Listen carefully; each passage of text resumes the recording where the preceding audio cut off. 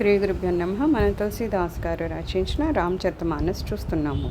భూపతి భావి మిటయి నహి జదపి న దూషణ తోరా కియే అన్యదా హోయి నహి విప్రశాప అతి ఘోరా.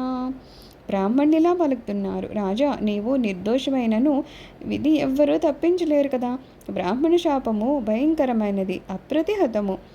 అస కహి సబ మహి దేవ సిధాయే సమాచార పురలోగః పాయే सोचहि दूषण दैवहि देहि विरचत हंस काग कियजेहि उपरोहित ही भवन पहुँचाई असुरतापसहि खबरि जनाई तेहि कल जहाँ तहाँ पत्र पठाये सजि सजि सेन भूप सब धाये घेरे ही नगर निशान बजाई विविध बाति नित होई लड़ाई जूझे सकल सुभट करि करनी बंधु समेत परिवुनुपधरनी सचकेतु कुल को नहीं बाचा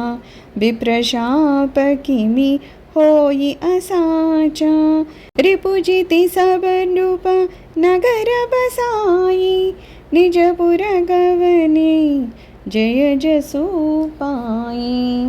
ఈ విధంగా పలికి వారందరూ వెళ్ళిపోయారు. నగరవాసులు ఈ సమాచారాన్ని విని మిక్కిలి చింతించి విధాతను నిందించారు. విధాత, హంసను చేయబోయి కాకిని చేశావు, ఇట్టి పుణ్యాత్ముని దేవతగా చేయక రాక్షసుని చేశావు.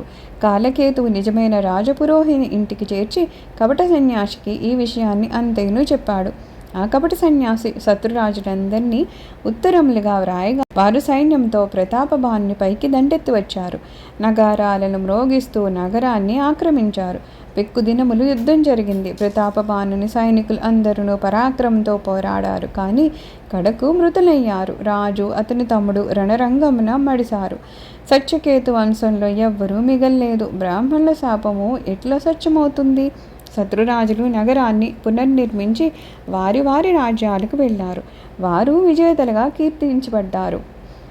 భరద్వాజ సును జాహి జబా होई बिताता भामा धूरी मेरु समजनक जमा ताहि ब्याल समदामा. యాజ్ఞవల్కుడిలా పలుకుతున్నాడు, భరద్వాజ వినుము. విధి ప్రతికూలించినప్పుడు ధూళి మేరుపర్వతంగాను, తండ్రి మృత్యువుగాను, త్రాడు పాముగా మారుతుంది. రావణాదుల జననములు. కాలపాయి ముని సును సొయి రాజా భయవు నిశాచర సహిత సమాజా దశ శిరతాహి బీసభుజ దండ రావణ నామ బీరబరి బండ భూప అనుజ అరి మర్దన నామ భయవు సోకుంభకరణ బలధామ సచివ జురహ ధర మరుచి జాసు భయవు బిమాత్ర బంధుల ఘుతాసు नाम विभीषणा जहि जगजान विष्णु भगत विज्ञान निधाना रहि जो सुत सेवकनु पकीरी भये निशाचर घोर घनीरे कामरूप खला जिनस अनेका कुटिल भयंकर विगत विवेका कृपारहिता हिंसक सब पापी बरनि न जाहि भीष्म परितापी. ఓ మునీశ్వర వినుము. కొలది కాలానికి పిమ్మట ఆ రాజు అతని పరివారాలు రాక్షసులే జన్మించారు. అతనికి 10 తలలు 20 భుజాలు ఉన్నాయి. అతని పేరే రావణుడు. అతడు ప్రచండు, సూర్యుడు, వీరుడు. రాజతమ్ముడైన అరిమర్దండు మహాబలశాలి అయిన కుంభకర్ణునిగా జన్మించాడు. మంత్రి అయిన ధర్మరుచి రావణుని సవతి తమ్ముడిగా పుట్టాడు. అతని పేరే విభీషణుడు. అతడు విష్ణు భక్తుడు, విజ్ఞానకని అని ప్రసిద్ధి కాంచాడు. రాజు యొక్క కుమారులు, సేవకులు, ఇతరులు భయంకర రాక్షసులుగా జన్మించారు. వారు కామరూపులు, దుష్టులు, కుటిలురు, వివేకహీనులు, నిర్దయులు, హింసాపరులు, పాపులు ప్రపంచాన్ని పీడించేవారు. వారి దుష్కృత్యములకు అంతమే లేదు.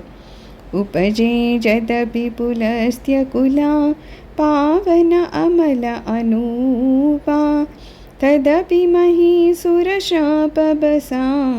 భయే సకల అఘరూపా. వారు పవిత్రమైన, నిర్మలమైన, నిరుపమానమైన పులస్తుని వంశంలో జన్మించినను బ్రాహ్మణ శాపం వలన పాపులయ్యారు. కీన్హ బిబిత తపతి నిహుభాయి పరమ ఉగ్ర నహి బరని సుజాయి గయవు నికట తప देखी बिदाता मागहु बर प्रसन्नमय ताता करि बिनती पद गहि दस सीसा बोलेवु बचन सुनहु जगदीसा हम काहू के मरहि न मारे बानर मनुज जाति दुई वारे एवमस्तु तुम बड़त पकीन्हा मैं ब्रह्मामिनी तेहि बरदीन्हा पुनि प्रभु कुंभ करन पहि गयवु तेहि बिलोकी मना बिसमय भयवु जो एहि खल नित करब आहारु हो यही सब उजारि संसारु शारद प्रेरी तासुमति फेरी मागे सिनीद मास షటకేరి.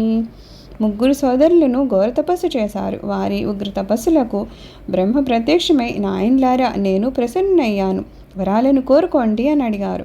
రావణుడు సవినయంగా పాదాభివందనాన్ని ఆచరించి, ప్రభు, నర వానరుల తప్ప మరెవ్వరి వలన కూడా నాకు చావు లేకుండా వరమివ్వండి అని అర్థించాడు. శివుడు పలుకుతున్నాడు, నేను బ్రహ్మ కలిసి అట్లే కానిము అని వరమిచ్చాము. పిమ్మట బ్రహ్మ కుంభకర్ణుని యొద్దకు వచ్చారు. అతన్ని చూసి ఆశ్చర్యం వేసింది. ఈ దుష్టుడు నిత్యము భుజిస్తే ప్రపంచమే నాశనమైపోతుందని తలచి వానితల్లో ప్రవేశించమని శారదామాతను కోరారు. అతడు తనకు ఒక్కనాడు మాత్రమే జాగృతిని 6 మాసాల నిద్రను ప్రసాదించమని ప్రార్థించాడు. గయే బిభీషణ పాసపుని కహెవు పుత్ర పరమాగు తెగి మాగెవు భగవంత పదా కమల అమల అనురాగు. చివరకు బ్రహ్మ విభీషణుని యొద్దకు వచ్చాడు. అతడు విష్ణుపాద పద్మాలపై అనన్య భక్తిని ప్రసాదించమని కోరాడు. తినహి దేయి బర బ్రహ్మ సిధాయే హర్షిత తే అపనే గృహాయే మయదనుజా మందోదరి నామ परम सुंदरी नारी ललामा सोई मन दीन ही रावण ही आनी हो यही जातु दानपति जानी हर्षित भयवु नारी बलि पाई पुनि दो बंधु ब्याहे सी जाई गिरि त्रिकूट एक सिंधु मझारी विधि निर्मित दुर्गम अति भारी सोई मय दानव बहुरी सवार कनक रचित मणि भवन अपार भोगावती जसी अहि कुलवासा अमरावती जसी सक्रणिवासा तिनते अधिकरम्य अतिबंका జగవిఖ్యాత నామతే లంకా. వారు కోరుకున్న రీతిగా వరాలనిచ్చి బ్రహ్మ సత్యలోకానికి చేరుకున్నారు.